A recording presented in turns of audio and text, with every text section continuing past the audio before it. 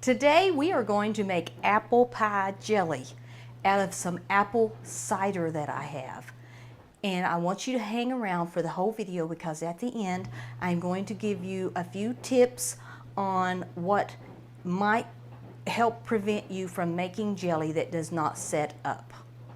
It's always frustrating if you make a batch of jelly and only to find out really you made some really sweet juice because it doesn't set up, or syrup.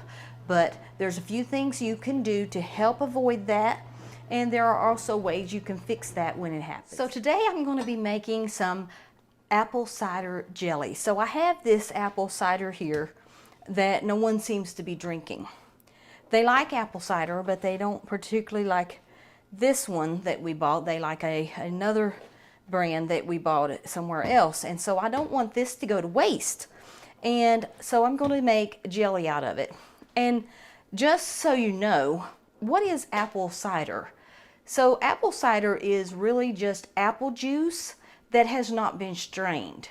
Now there are fermented apple ciders which are referred to as hard cider. That's something different entirely. But regular apple cider is just apple juice. Usually it has some seasoning in it, some spices in it, be spiced apple cider. But this is just plain apple cider, so really it's just apple juice.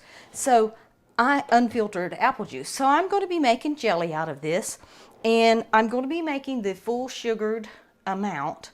A lot of the recipes that you find online are the low or no sugar, and the reason is because it takes a lot of sugar when you make regular apple jelly. So don't be shocked at the amount of sugar that is in this recipe, but we are going to be making the regular apple jelly out of apple cider or apple juice. You can use the same recipe for apple juice or apple cider. If you have apple cider that you want to make jelly out of, then you can use that as well. So I already have 4 pint jars in my canner here boiling to get those sanitized. I had washed them and I put them into the water, and it is just now starting to boil. So by the time our jelly is ready to ladle into the jars, then those will be ready to use. I have my rings, I have my lids, and my measuring cups.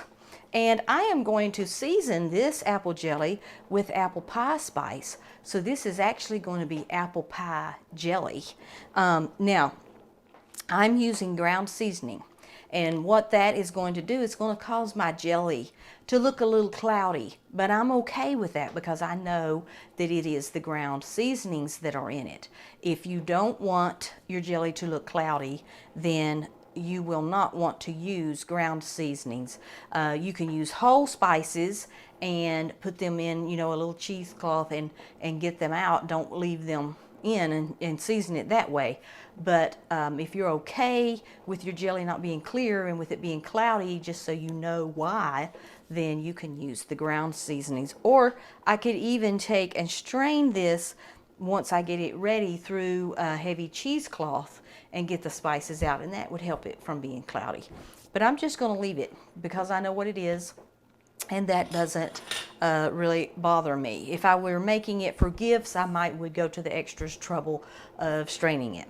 So the first thing we are going to do, besides get our jars ready, you want to have all your jars and everything ready, is I'm going to measure 7 cups of my apple cider into my pan. Now this is a recipe that you don't want to double. Jellies are funny like that. You can't always double the recipe. And it calls for 7 cups of juice. And the wonderful thing is, that's 2, 3, 4, 5, 6, 7,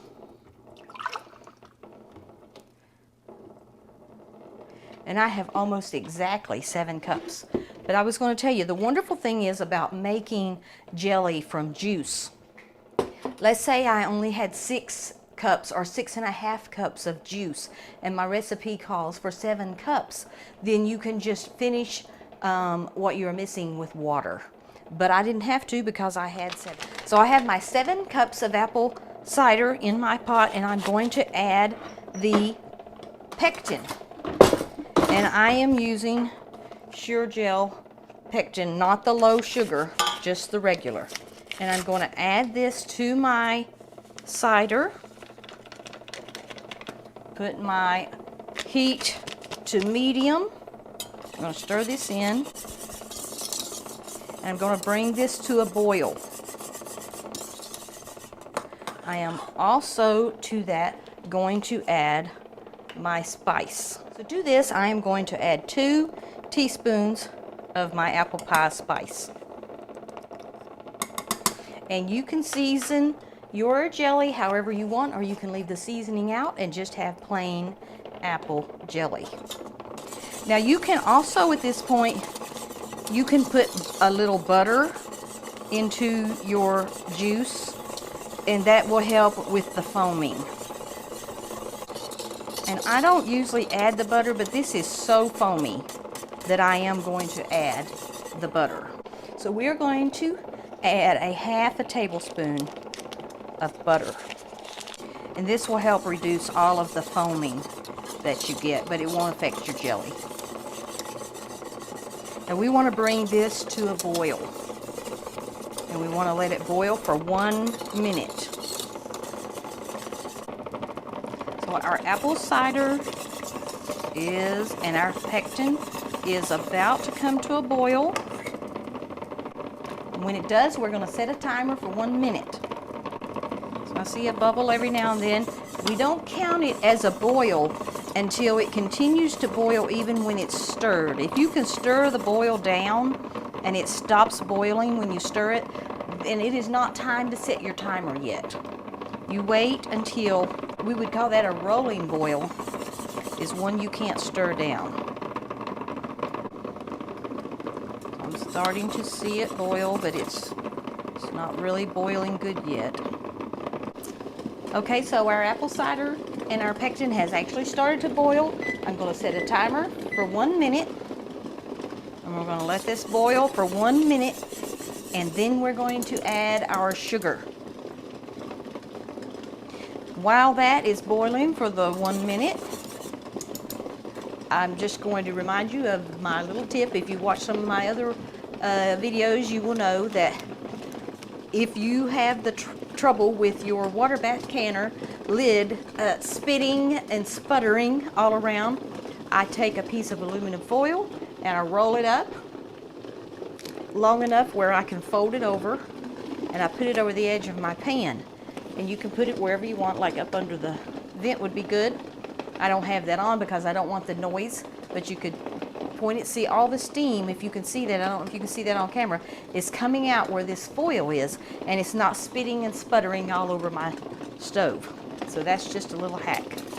And our minute is almost up. So there's my timer. Now we are going to add the sugar. Now, like I said, this takes a lot of sugar. So we have 7 cups of apple cider or 7 cups of juice. And to that we are going to add 9 cups of sugar.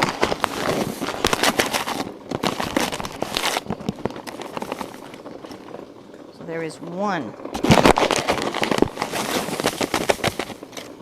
2,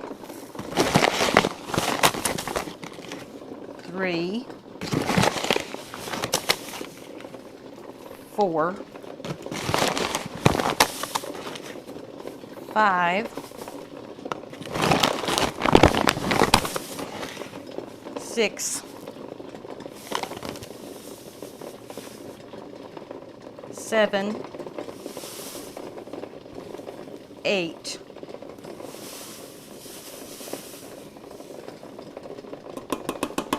9. And that was a total of 4 pounds of sugar. Now, we're going to stir this up very carefully. It's very hot.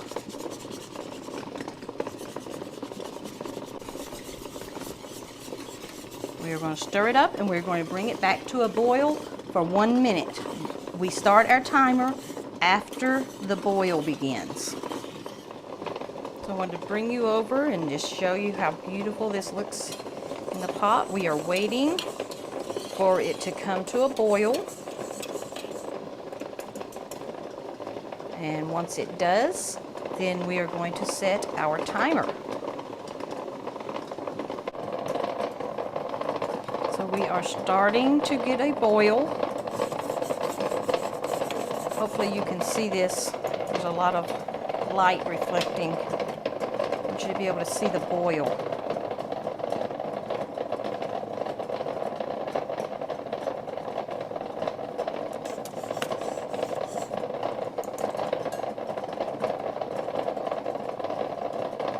So I'm going to set my timer for 1 minute.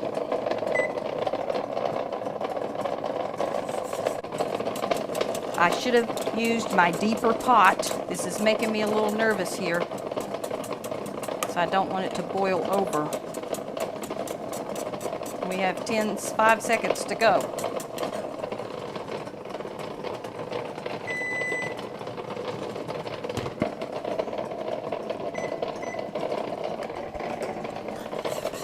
Okay, we made it without boiling over. Okay.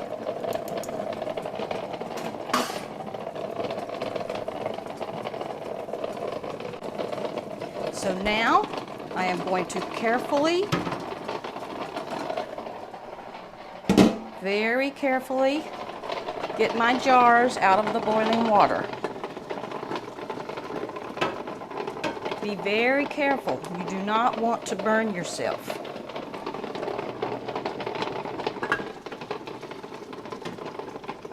Now I know I will need at least 4 pints, and I may need 5.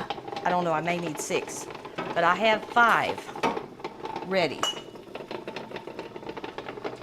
If I have more than 5, I will just have to put it in the refrigerator.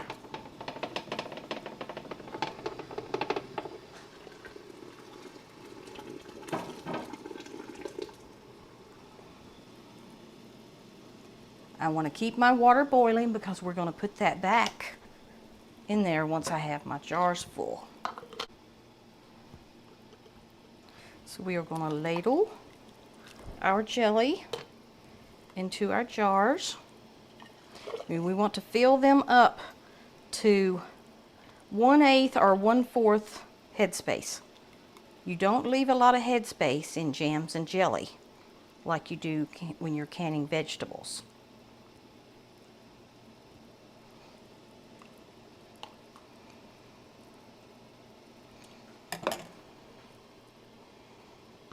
I think I can have just a tiny bit more. These are very hot, so be very careful.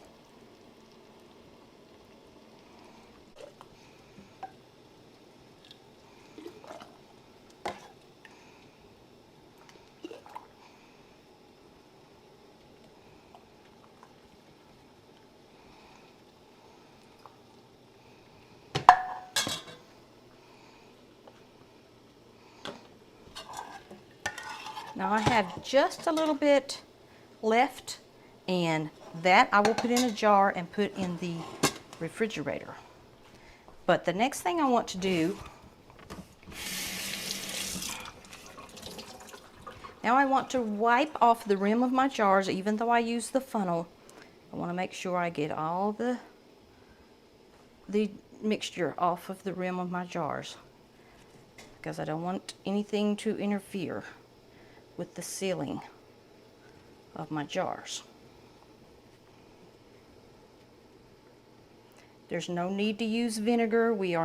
You only need to use vinegar to wipe the rims of your jars if you're using something that is greasy. Oh, this smells so good now. I can see that these 2 jars, they could stand a little more, but I'm not going to. They'll be okay.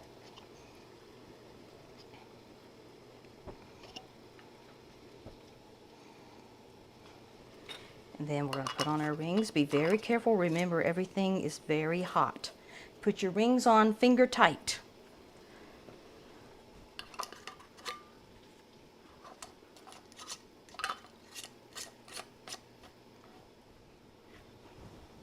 So we have our lids and rings on, and we're going to place our jars back into our boiling water in our canner for 5 minutes.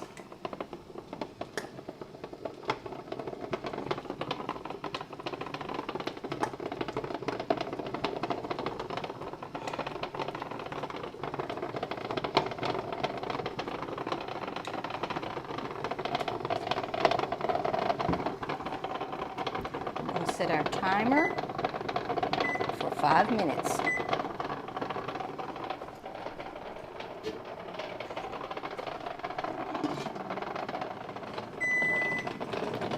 So our timer is done. So we have processed our jelly for 5 minutes. I'm going to turn off the canner. I'm going to let the water stop boiling. Stop the rolling boil. I'm going to let it calm down, and then I'm going to get my jars out of the canner. So it is time for us to take our jelly out of the canner. Oh, it is beautiful.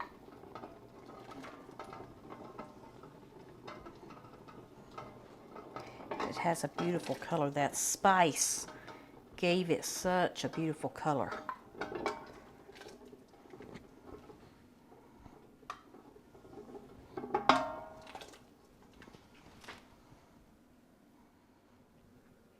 So here is our apple pie jelly.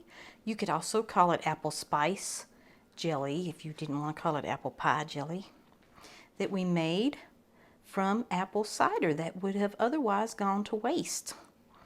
And it looks delicious. Now the spice, since I used ground spice, they most likely will settle a little bit in the jars, but because I know what it is, that won't bother me. So let's talk about some common mistakes that you can avoid that might cause your jelly not to set up or get thick. Sometimes when people make jelly, it doesn't get thick and it's just like a thick syrup, but it's not really a spreadable jelly. And there are a few things that can cause this. Now I have here the box that my Sure Jell came in. Sure Jell pectin, fruit pectin. This is in a yellow box. You can also buy Sure Jell that is in a pink box. The pink box is for the low or no sugar recipes, and it's made differently. This yellow box is not made for low sugar. So that means that when you're making jelly using the yellow box Sure Jell, that you have to use the full amount of sugar that the recipe calls for. If you want to cut down on the sugar, then you need to buy the Sure Jell that is in the pink box. So keep that in mind. Now this jelly, if you've watched the video all the way to this point, then you know that this jelly took an entire 9 cups of sugar, which was 4 pounds of sugar. And that just is very unsettling to some people. They just don't want to use that much sugar. Now, I don't mind using that much sugar because this is jelly. If you're going to eat jelly, it's something you eat sparingly. You may put a spoon of it on your toast or something. So it's not like you're going to eat a whole jar at a setting or anything like that. So it does take a lot of sugar, but you have to use the full amount if you're using the yellow box or whatever kind of pectin that you're using. If it is not made for low or no sugar, you cannot decrease the amount of sugar, and you have to get your measurements exact. So that's something to keep in mind. And inside of each box, you'll have an envelope of pectin, and then you will also have this little instruction sheet, which is very nice, very detailed. And it will tell you on here how to make jam or jelly. And jam and jelly is made basically the same. It's just jam has fruit in it. Jellies normally only have juice. And that's what the main difference is between jams and jelly, is one has fruit, pieces of fruit in it, whether it be pureed or in chunks, and the other only has juice. So this will tell you how much, if you look at it now, it will tell you up here in the jam recipe how much fruit you need and how to prepare the fruit, and then it tells you in the end how much of the prepared fruit you need to make your jelly. And then down here, jam, and then down here in the jam section, it will tell you the same, how much of the juice you need to make your jelly. So I made apple jelly, and over here in the ingredients list, it tells me how to make it. If I'm just starting with fresh apples, it tells me how to get my juice. And then over here in the ingredients, it says 7 cups of prepared juice and 9 cups of sugar. So 9 cups of sugar is a lot, and a lot of people just can't think about using that much sugar. That's why they use less sugar. But it tells you you cannot use a less amount of sugar with this Sure Jell, or your jelly will not set up. You will have to buy the pectin in the pink box. Okay, so that's one tip on making sure your jam and jelly sets up. The other thing is to measure your fruit and juice amounts exactly. So, but it's not that you have to have exactly that much juice. You can, let's say my recipe called for 7 cups of juice, and if I only had 6.5 cups of juice, I could add a half a cup of water to bring that up to 7 cups of juice. So I need the 7 cups of liquid, preferably juice, but if I don't have enough juice, I can bring it up with water. But I wouldn't want to make it with 6.5 cups of liquid, because then everything is going to be off, and I would probably have a very, very thick jelly if I did that. So follow the directions. Another thing is jam and jelly recipes, often there might be some that you can, but most of the time you cannot double these recipes. You have to make them in the batch amounts that your pectin calls for. I don't know the science behind that. I just know that I could not use 14 cups of sugar, 14 cups of juice and 18 cups of sugar and 2 packs of Sure Jell and made jelly. It would not turn out. So you have to not double them. You have to use the amounts and go through the process over and over again, and if you want more jelly. So there's another tip. Then also one last tip is, if your jelly does not set, there are a couple of things you can do. One, you could use it as syrup. Over pancakes or however you might use syrup, you could use it as a syrup. Or you can follow the directions inside the packet on this little pamphlet. It will tell you what to do if your jelly doesn't set. And it gives very detailed instructions on how to do that. So don't give up if your jelly doesn't set. But you need to wait at least 24 hours, if not longer, to make sure your jelly hasn't set, because it's not going to set immediately. So you want to make sure you wait at least 24 hours before you determine that it did not set. And then if it didn't, you can follow the directions on your little paper. So don't throw this away until you know your jelly is set, and do what it says and possibly end up with a better jelly that has set better. So those are the tips that I wanted to give you. One last thing is, you can make jelly out of almost anything. You can take Kool-Aid, you know, the little 25-cent packs of Kool-Aid powder. You can make jelly from that if you wanted to make orange jelly, or, you know, some really wild color of jelly. Maybe you want to give them as Christmas gifts. You can use that to make jelly. And I'll try to leave a link to one of those recipes in my description below, because really once you have the pectin and the sugar and the liquid is what makes the jelly, and then the juice is what gives it its flavor. So jelly is such a wonderful thing and so easy to make. And when you water bath can it, process it for 5 minutes. If you're making jam, you process it for 10 minutes. If you're making jelly, you process it for 5. And if the lids all seal and seal nicely, you have a shelf-stable jelly that you can keep in your pantry that you can give as gifts and enjoy all year long or for years to come. I hope you enjoyed this video. Don't forget to like and subscribe and share the video. I love having you watch. I would love to have you as a subscriber, and I hope you come back and I hope you watch some more of my videos.